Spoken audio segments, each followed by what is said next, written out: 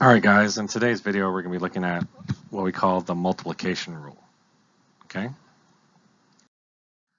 Well, the multiplication rule is basically saying for the probability of A and B, the probability that the two events A and B will occur in sequence, meaning one after the other, is the probability of A times the probability of B given A.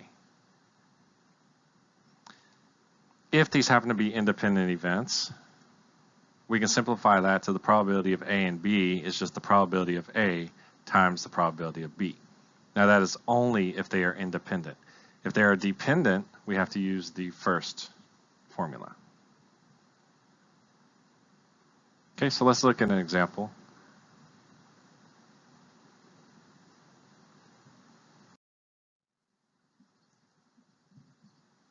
All right. So we've got two cards that are selected without replacing the first card from a standard deck of 52 playing cards. When we want to find the probability of selecting a king and then selecting a queen. Okay, so we have 52 playing cards.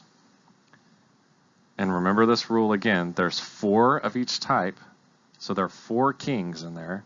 So the probability of selecting a king would be 4 out of 52. Now we know from earlier dealings with this, once we take that king out, we now only have 51 cards left. So that's going to change the probability of selecting a queen. So these are dependent, so we're going to use the dependent rule here.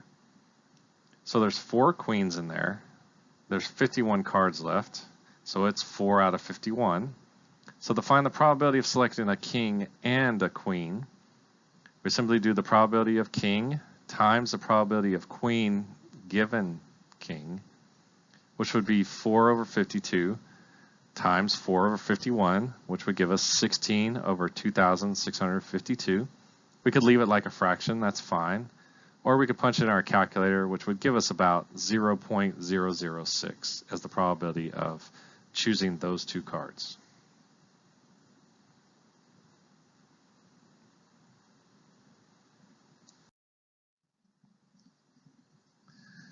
Okay, so now let's look at if we toss the coin and roll the die. What's the probability that we get a heads on the coin and then we roll a 6?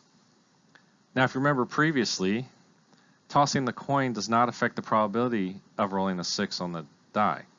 So these two are independent. They do not affect each other. Okay?